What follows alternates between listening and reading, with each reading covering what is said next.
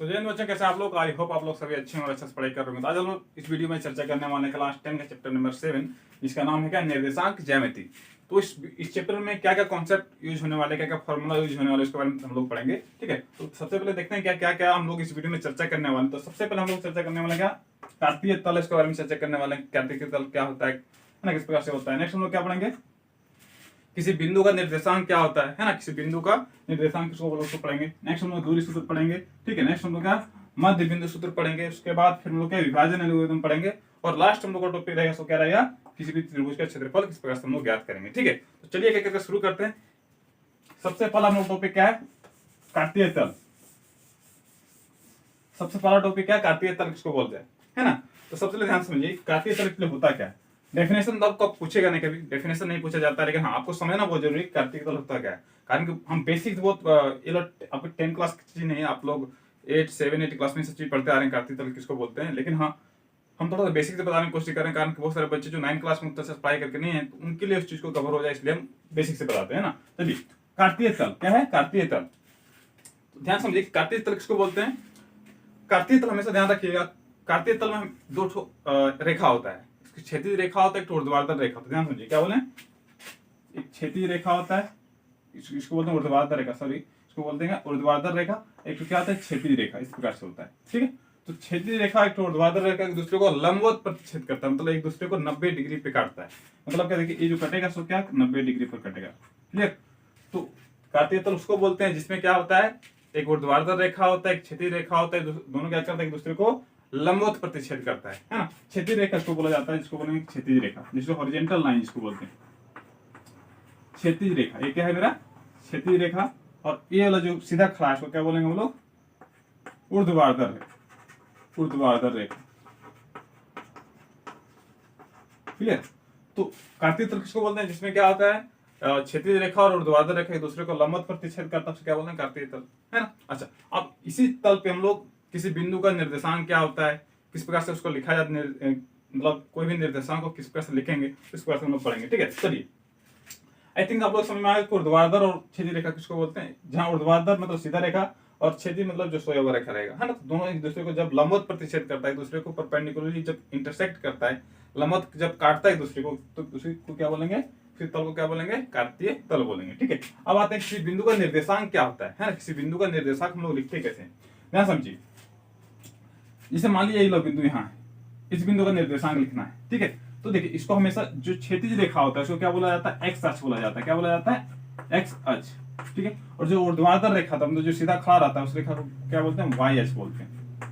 ठीक है, आप लोग एमसीक्यू में आ सकता है कि क्वेश्चन कि कार्तीय तल में क्षैतिज रेखा को क्या कहा जाता है, तो उस टाइम आप लोग को बहुत सारा ऑप्शन रहेगा, तो उस टाइम आप लिखना है एक्स अक्ष कहते हैं। क्षैतिज रेखा को क्या बोला जाता है, एक्स अक्ष कहा जाता है। और ऊर्ध्वाधर रेखा को क्या बोलेंगे, मतलब जो सीधा खड़ा उसको रेखा क्या बोलेंगे, वाई अक्ष कहा जाता है। ठीक है, तो उस पर ध्यान रखिएगा। अच्छा, अब मानते हैं कि ये वाला बिंदु को ज्ञात करना है, ये बिंदु का नाम क्या लिखेंगे। एक्चुअली बिंदु का निर्देशांक मतलब क्या होता है, किसी भी बिंदु का निर्देशांक मतलब क्या होता है, उस बिंदु का नाम। मतलब हम इसका नामकरण किस प्रकार से करेंगे, है ना। देखिए नामांकन सबसे पहले क्या करेंगे, इधर से यहाँ से यहाँ तक दूरी लेंगे, फिर यहाँ से यहाँ तक दूरी लेंगे। मतलब क्या, सबसे पहले यहाँ से यहाँ तक दूरी, मतलब कि ये वाला दूरी जितना होगा उतना ही दूरी वाला होगा ना। एक्स अक्ष से या तो वाई अक्ष से किसी बिंदु का दूरी को सबसे पहले लिखते हैं। जैसे मान लो यहाँ से यहाँ तक दूरी एक्स है, तो ये एक्स हो गया। क्लियर, या तो x1 है, x1 लिख सकते हैं। उसी प्रकार से यहाँ से यहाँ तक दूरी, मतलब वाई अक्ष से सॉरी एक्स अक्ष से किसी बिंदु का दूरी जो होगा, सो इस प्रकार से लेंगे। तो ये दोनों को निर्देशांक, इस बिंदु का निर्देशांक क्या हो गया, एक्स कोमा वाई। इस बिंदु का निर्देशांक क्या हो गया, एक्स कोमा वाई। कैसे हुआ, सबसे पहले क्या किए, वाई अक्ष से किसी बिंदु का दूरी, उस बिंदु का दूरी लिए, फिर एक्स अक्ष से उस बिंदु का दूरी लिए। अब आप समझते हैं क्या कि एक्स अक्ष से उस बिंदु का दूरी और वाई अक्ष से उस बिंदु की दूरी को गोला कहा जाता है ना। ध्यान समझिए, क्या बोले, अब थोड़ा सा मिटाते हैं, उसको हम आगे बढ़ेंगे, नहीं तो हम यही लिख देंगे। ध्यान समझिए, देखिए क्या बोला है कि एक्स अक्ष से या तो सबसे वाई अक्ष से, वाई अक्ष से किसी बिंदु का दूरी, वाई अक्ष से मतलब इस अक्ष से किसी बिंदु के दूरी को, बिंदु के दूरी को वाई निर्देशांक सॉरी एक्स निर्देशांक कहा जाता है। एक्स निर्देशांक कहते हैं।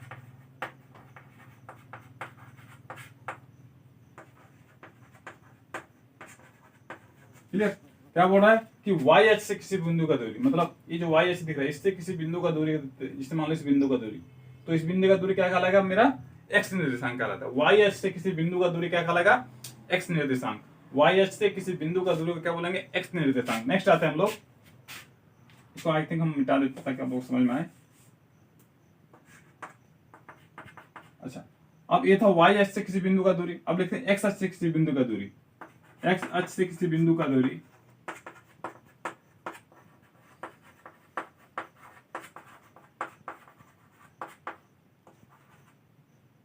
किसी बिंदु के दूरी को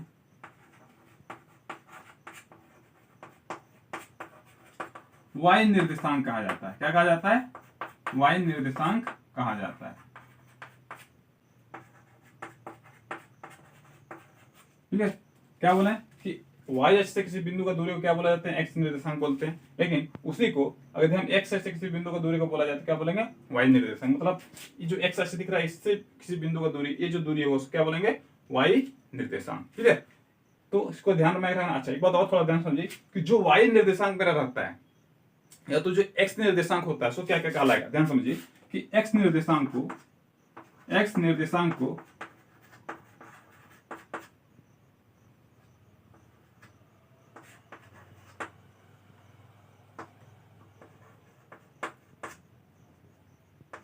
भुज कहा जाता है। क्या कहा जाता है, भुज कहा जाता है। एक्स जो निर्देशांक रहेगा उसको क्या बोला जाएगा, भुज कहा जाएगा, है ना, जिसको हम लोग इंग्लिश में बोलते हैं एब्सिसा। उसी प्रकार से वाई निर्देशांक को, वाई जो निर्देशांक रहेगा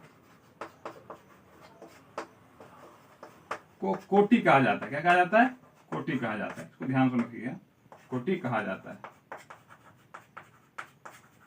चलिए देखिए क्या बोले, फिर से एक बार रिकॉल कर देते हैं कि वाई एच से मतलब इस एच से किसी बिंदु का दूरी को क्या बोलेंगे, एक्स निर्देशांक। ठीक है? उसी प्रकार से इस एक्स एच से किसी बिंदु का दूरी को क्या बोलेंगे, वाई निर्देशांक। ठीक है? अब आते हैं कि एक्स एच से किसी बिंदु को दूरी को जो निर्देशांक बोलते हैं कि मतलब एक्स निर्देशांक जो बोलते हैं, तो एक्स निर्देशांक का को दूसरा नाम क्या बोलेंगे, भुज।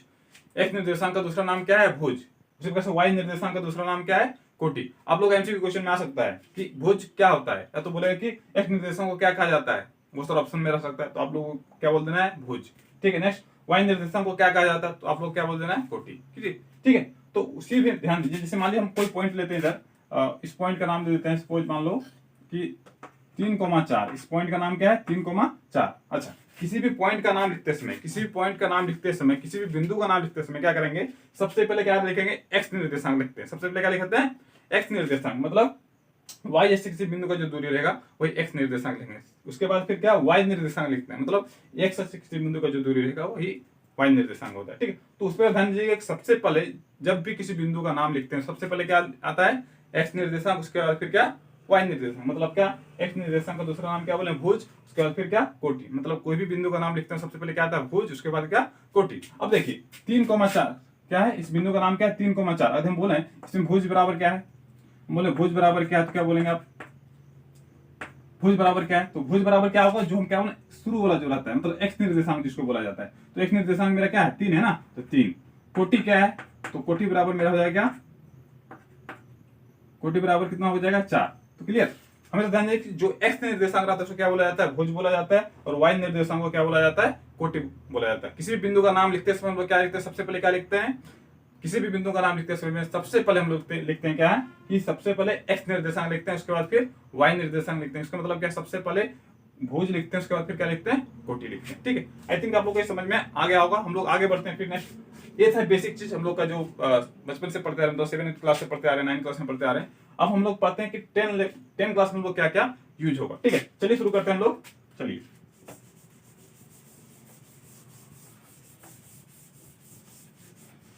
अच्छा, 10 क्लास के लिए सबसे पहला हमारा टॉपिक क्या रहेगा, सबसे पहला टॉपिक हम लोग कह रहे हैं दूरी सूत्र। क्या रहेगा, दूरी सूत्र। अब दूरी सूत्र कहां अप्लाई करेंगे, कैसे क्या करेंगे, ध्यान समझिए। दूरी सूत्र हम लोग बोलते हैं डिस्टेंस फॉर्मूला, है ना, डिस्टेंस फॉर्मूला, दूरी सूत्र। अच्छा, दूरी सूत्र हम लोग कहां यूज करेंगे, कैसे यूज करेंगे, ध्यान समझिए। जब दो ठो बिंदु का दूरी ज्ञात करना हो, जब किसी दो ठो बिंदु के बीच का जो दूरी ज्ञात करना हो उस टाइम क्या करेंगे, दूरी सूत्र ज्ञात करेंगे। ध्यान समझिए, जैसे मान लीजिए कोई बिंदु ए यहाँ है, कोई बिंदु ए यहाँ है, ठीक है, इस बिंदु का नाम ए है, जिसका निर्देशांक सपोज मान लीजिए x1 और y1 है, क्लियर। अब दूसरा बिंदु मेरा जो है सो यहाँ बी यहाँ है ना, जिसका नाम, इसका निर्देशांक x2 और y2, ठीक है।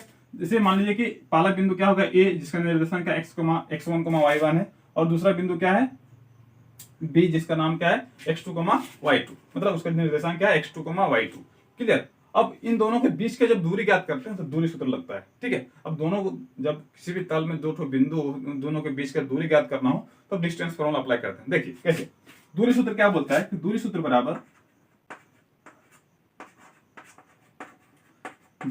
बराबर क्या होता है, मतलब ए बी का दूरी क्या होगा, मतलब ए से बी का बीच की दूरी क्या होगा, फॉर्मूला हो जाता है under root x2 minus x1, मतलब x2 माइनस x1 का whole square plus y2 minus y1 का होल स्क्वायर, मतलब y2 माइनस y1 का होल स्क्वायर, क्लियर। ये था मेरा दूरी सूत्र। दूरी सूत्र क्या बोलता है, जब भी किसी दो ठो बिंदु के बीच का दूरी हमको ज्ञात करना हो तो ये हम लोग फॉर्मूला अप्लाई करेंगे। दूरी बराबर क्या हो जाएगा, under root under x2 minus x1 का whole square plus y2 minus y1 का होल स्क्वायर। चलिए एग्जांपल से समझते हैं। इसमें एग्जांपल जैसे मान लीजिए दो पॉइंट मेरा दे दे कि एक कोई पॉइंट है जिसका दूरी है जिसका निर्देशांक है 2,4 और दूसरा कोई पॉइंट है बी जिसका निर्देशांक है 3,5, क्लियर। ये दो ठो बिंदु है। अब बोलेगा कि दोनों के बीच का दूरी ज्ञात करें, दोनों के बीच का दूरी ज्ञात करेंगे। डायरेक्ट लिखेंगे क्या, ए बी की दूरी, क्या बोलेंगे, ए बी की दूरी, मतलब दूरी सूत्र से अप्लाई करेंगे। ए बी की दूरी बराबर क्या हो जाएगा। अब थोड़ा सा इसका उसको और आसान बनाने के लिए क्या करते हैं समझिए, हम क्या बोले, पहला जो पॉइंट था उसका x1 y1 मान के चले थे, फिर दूसरा पॉइंट को x2 y2 मान के चले थे। यहाँ देखिए x1 बराबर कितना, देखिए तो चलो थोड़ा सा हम आसान बनाने की कोशिश करते हैं इसको और अच्छा समझ में आ जाना चाहिए। x1 बराबर क्या, x1 क्या था जो शुरू वाला था, x1 बराबर इतना, y1 बराबर 4, उसी प्रकार से x2 बराबर 3 और y2 बराबर कितना 5, क्लियर। ये था x1 y1 x2 y2, थोड़ा सा अलग करके लिख लिए, ठीक है। आप लोग और आसानी से बनाना चाहते हैं तो इस प्रकार से आप लोग कहीं गलती ना हो तो इस प्रकार से लिख सकते हैं, कोई दिक्कत नहीं है। लेकिन हाँ, आप लोग डायरेक्ट पुट कर सकते हैं, कोई दिक्कत नहीं है। समझ में आ गया तो डायरेक्ट पुट कर सकते हैं, ठीक है। अब क्या करेंगे, ए बी की दूरी, क्या बोलेंगे, ए बी की दूरी बराबर अंडर रूट क्या हो जाएगा, x2 माइनस x1। फॉर्मूला क्या बोले थे हम कि x2 माइनस x1 का whole square, x2 minus x1 का whole square plus y2 minus y1 का whole square, x2 minus x1 का whole square plus y2 minus y1 का होल स्क्वायर। देखिए x2 माइनस x1, x2 मेरा कितना है 3 minus x1 कितना है 2, 3 माइनस 2 का whole square plus y2 minus y1, y2 कितना है 5 माइनस y1 कितना है 4। अब देखिए अंडर रूट 3 माइनस 2 का स्क्वायर में तो 3 में से 2 करेंगे तो 1 का स्क्वायर, फिर उसी तरह से 5 माइनस 4 करेंगे तो 1 का स्क्वायर। अब 1 का स्क्वायर हम लोग जानते हैं क्या, एक ही होता है, चाहे स्क्वायर करो क्यूब करो कुछ भी एक ही आएगा, ठीक है। तो 1 + 1 बराबर कितना हो गया, अंडर रूट 2 हो जाएगा ना, 2 का रूट तो लिखने का इसलिए अंडर रूट 2 हो जाएगा। इतना मात्रक, क्या लिखेंगे इसका, इतना मात्रक आंसर, क्लियर।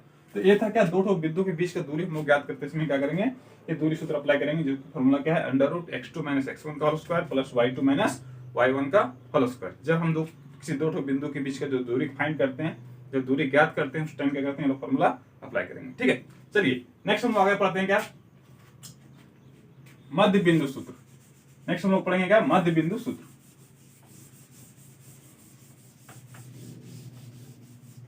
मध्य बिंदु है ना, मध्य बिंदु मतलब क्या, बीच का कोई बिंदु, मध्य बिंदु इसको बोलते हैं मिड पॉइंट फॉर्मूला, ठीक है।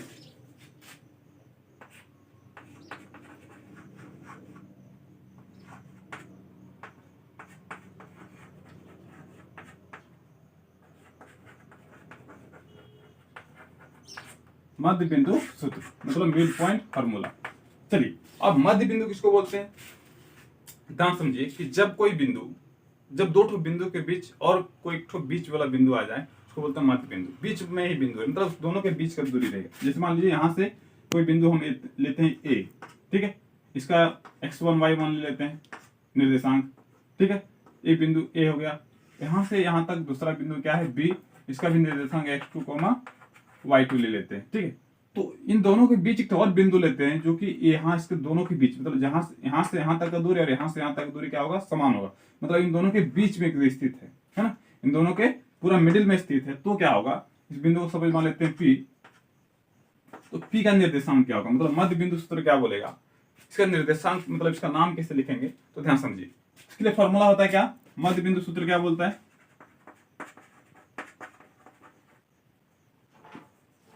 मध्य बिंदु सूत्र है ना। मध्य बिंदु सूत्र क्या बोलता है कि जो भी पॉइंट रहेगा है ना, उसका जैसे x1 है, पहला इसको क्या बोलेंगे x1 y1, पहला पॉइंट का नाम x1 y1, दूसरा पॉइंट का नाम x2 y2। फॉर्मूला हो जाता है मेरा क्या, x1 प्लस x2 बटा 2 कोमा y1 प्लस y2 बटा 2।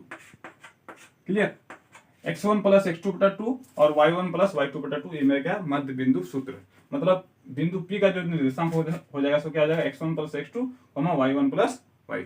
चलिए अब एग्जांपल से समझते हैं। जैसे मान लीजिए एग्जांपल लेते हैं कि सपोज मान लीजिए कि एक तो ए का निर्देशांक कुछ ले लेते हैं, दूसरा 5,4 है, 5,4। दूसरा बी जो है इसका निर्देशांक सपोज मान लीजिए 3,4।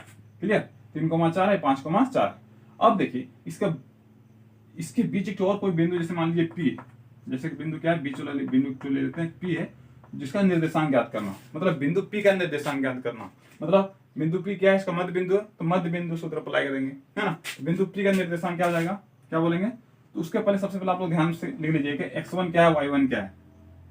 तो x1 इसका इसको क्या बोलेंगे x1, तो मतलब डायरेक्ट बोलेंगे x1 बराबर कितना 5, फिर x2 क्या है इसका शुरू का दैट इज 3, फिर y1 क्या है इसका लास्ट वाला 4, और y2 क्या है इसका 4।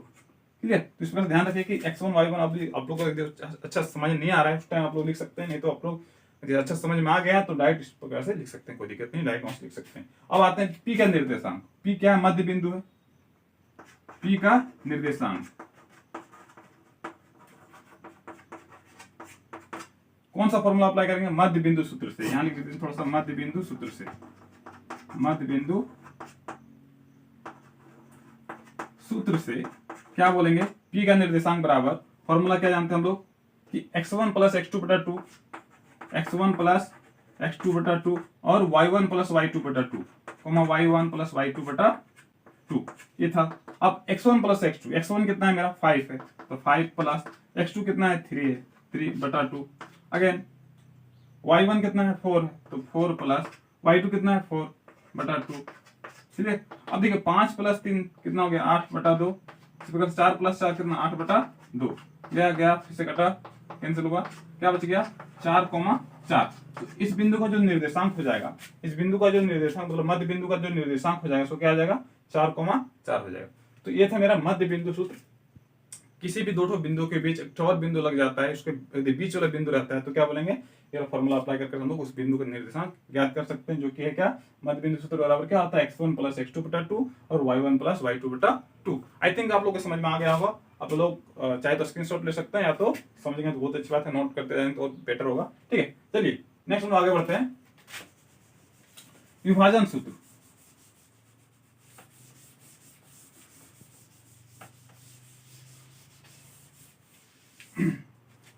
विभाजन सूत्र नेक्स्ट टॉपिक हम लोग क्या रहेगा, विभाजन सूत्र, जिसको हम लोग बोलते हैं क्या,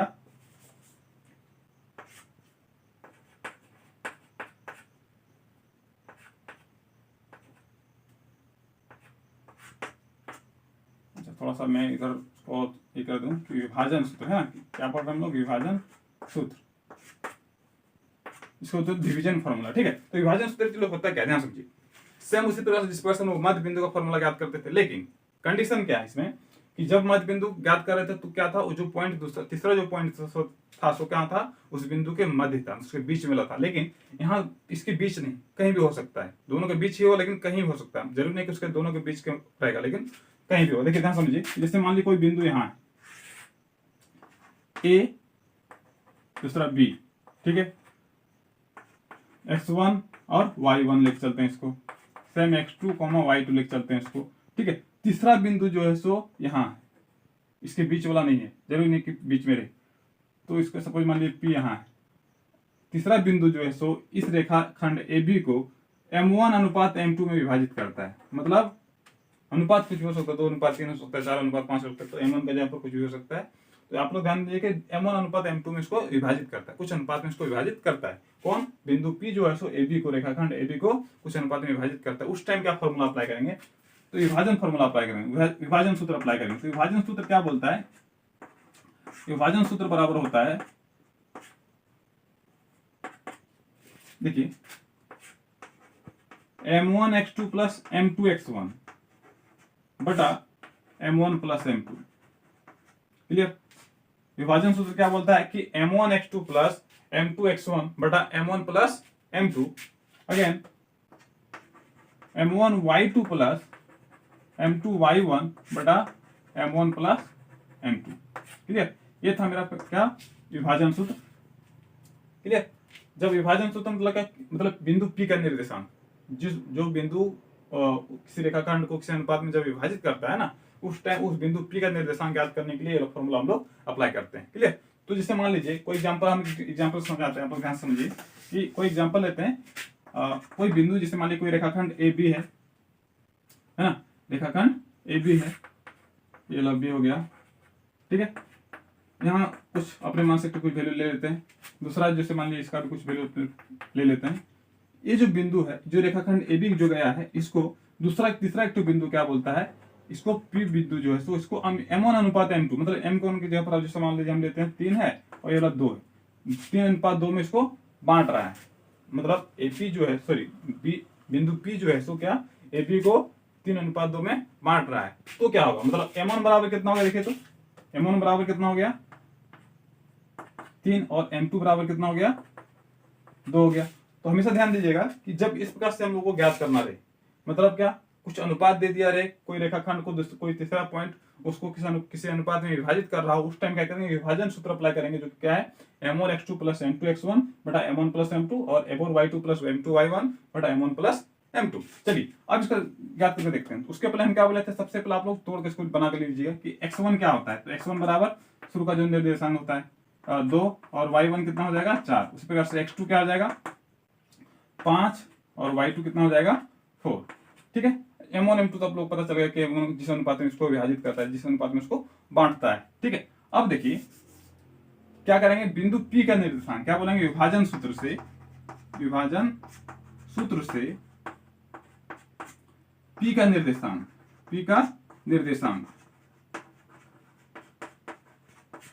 बराबर क्या हो जाएगा? फॉर्मूला क्या आता है कि M1x2 प्लस M2x1 बटा M1 प्लस M2। क्लियर?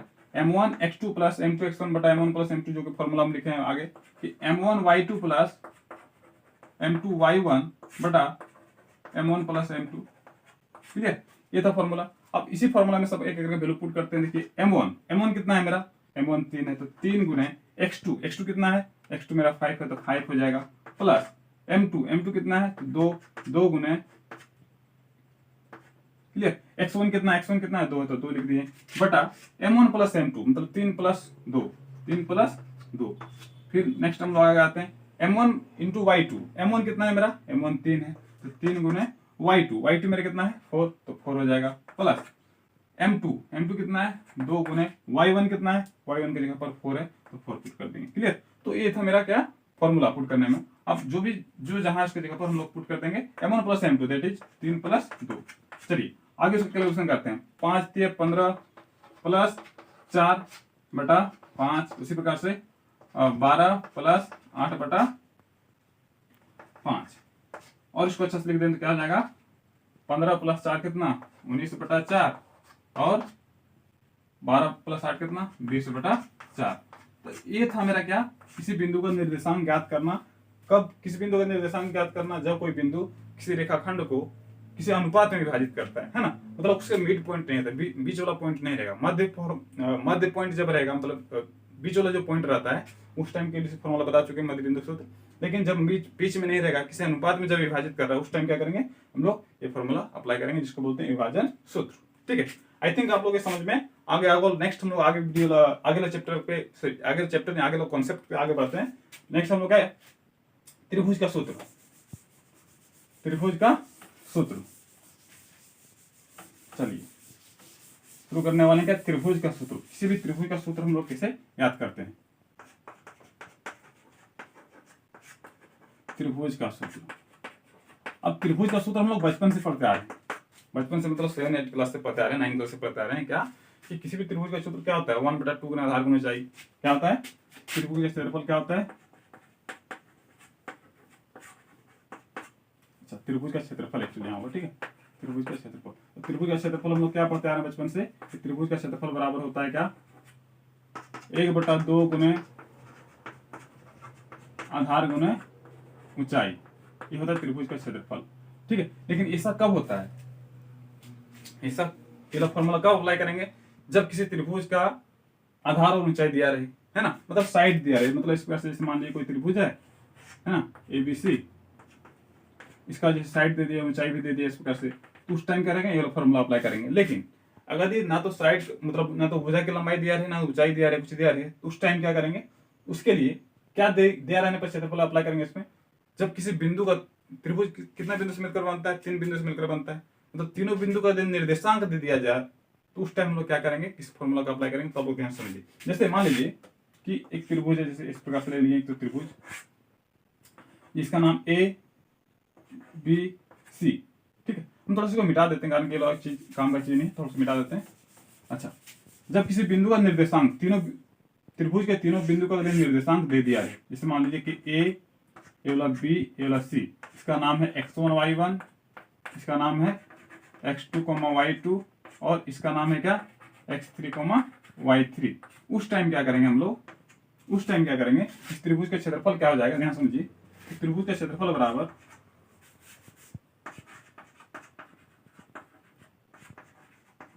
त्रिभुज का क्षेत्रफल बराबर फॉर्मूला क्या आ जाएगा कि 1/2 इंटू, थोड़ा सा नीचे लिखते हैं आप लोग ताकि समझ में आए,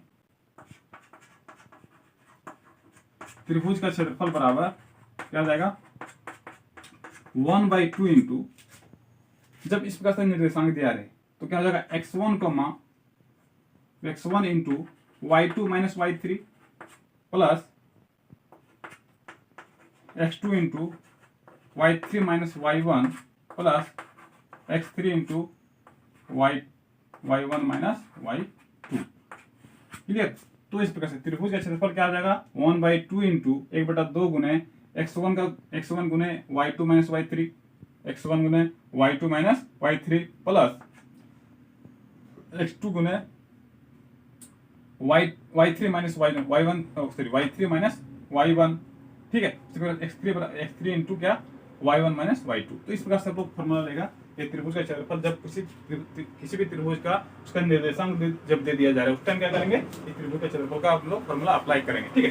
एक हम लोग एग्जांपल समझते क्या क्या एग्जांपल इसमें से कैसे रहेगा। आप देखिए, जैसे मान लीजिए एग्जांपल लेते हैं कि बिंदु ए का निर्देशांक सपोज मान लीजिए मेरा दे दिया 2,4, ठीक है, और बी का निर्देशांक 5,2, ठीक है, सी का निर्देशांक कितना 6,4 इस प्रकार दे दिया, ठीक है। उस टाइम कहेंगे त्रिभुज का क्षेत्रफल क्या आ जाएगा, ABC पॉइंट तो दे दिया है, तीनों का नाम भी दे दिया है, सभी के निर्देशांक भी दे दिया है, उस टाइम क्या करेंगे त्रिभुज क्षेत्रफल क्या हो जाएगा। तो सबसे पहले क्या करते हैं, थोड़ा सा कुछ बेसिक तरीके से लिखते हैं, छोटा करके लिख देते हैं सबसे पहले, है ना, तोड़ के लिख लेते हैं। तो x1 बराबर कितना है, तो x1 क्या होता है, जो पहले बिंदु का निर्देशांक होता है 2, दैट इज 2, है ना। y1 क्या हो जा रहा है 4, इसी प्रकार से x2 कितना हो जा रहा है 5, y2 कितना हो जा रहा है 2, फिर x3 कितना हो जा रहा है 6, और y3 कितना हो जा रहा है 4। तो इस प्रकार से आप लोग लिख सकते हैं पहले, अगर समझ में आ गया तो कोई दिक्कत नहीं भी लिखेंगे चलेगा, लेकिन आप लोग यदि समझना बहुत अच्छा से समझना है, कहीं भूल नहीं करना, तो उस टाइम इस प्रकार से लिख सकते हैं, ठीक है। अब त्रिभुज क्षेत्रफल का फॉर्मूला अप्लाई कर देते हैं। त्रिभुज क्षेत्रफल क्या बोलता है, क्या बोलेंगे, त्रिभुज का क्षेत्रफल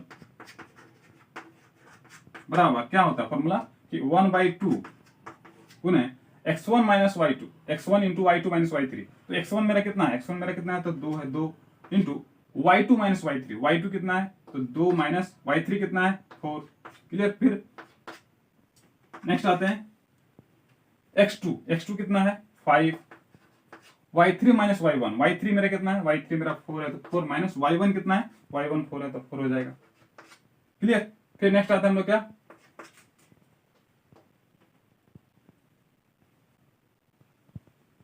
अच्छा y नेक्स्ट आता है हम लोग का x3 कितना है, x3 मेरा कितना देखिए, x3 मेरा 6 है, तो 6 y1 माइनस y1 कितना है 4 माइनस y2 कितना है 2। तो इस प्रकार से हम लोग लिखेंगे, सबसे पहले अच्छा इसको अच्छा से लिख लेंगे, उसके बाद फिर इस प्रकार से हम लोग लिखेंगे ताकि तुम लोग को गलती ना हो। तो 1/2 तो 2 इंटू कितना हो जाएगा, -2 हो जाएगा इधर ना, 2 में से 4 गया तो -2, ठीक है, प्लस 5 गुने 4 में से 4 गया तो 0 कट गया हो, 6 गुने फिर कितना 2। तो इस प्रकार से हम लोग लिखेंगे क्या, आगे हम लोग क्या 1/2 गुने 2 गुने 2 कितना होता है -4 प्लस 0 प्लस 12, है ना। अब इसको थोड़ा सा हम इधर लिख देते हैं कारण कि हो सकता है आप लोग को नीचे ना दिख रहा हो, ठीक है, इसलिए हम 1/2 गुने -4 प्लस 12 हो जाएगा कितना 8, इस पर से काट सकते हम लोग क्या रखते हैं 4, तो 4 जो होगा उसको वर्ग मात्रक उसका आंसर हो जाएगा। तो इस त्रिभुज का क्षेत्रफल क्या हो जाएगा 4 वर्ग मात्रक, क्योंकि त्रिभुज का क्षेत्रफल है तो वर्ग में हमेशा लिखते हैं, स्क्वायर लिखा जाता है तो वर्ग मात्रक हो जाएगा, ठीक है।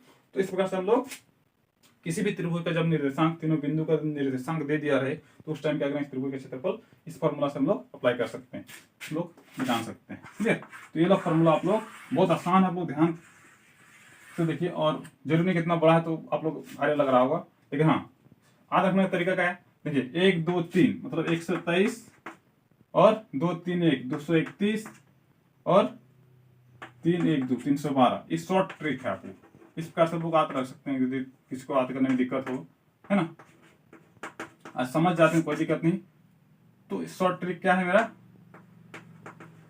ये रहा 127 231 और 312। 127 मतलब क्या, x1 y2 minus y3, x2 y3 minus y1, x3 y1 minus y2। तो इस प्रकार से याद रख सकते हैं कि 127 331 और 231 और 312। तो इस प्रकार से फॉर्मूला हम लोग याद करके रख सकते हैं। तो ये था हम लोग किसी भी त्रिभुज का क्षेत्रफल जब तीनों बिंदु का निर्देशांक दे दिया हो तो त्रिभुज का क्षेत्रफल याद करना हो तो इस प्रकार से हम लोग याद कर सकते हैं।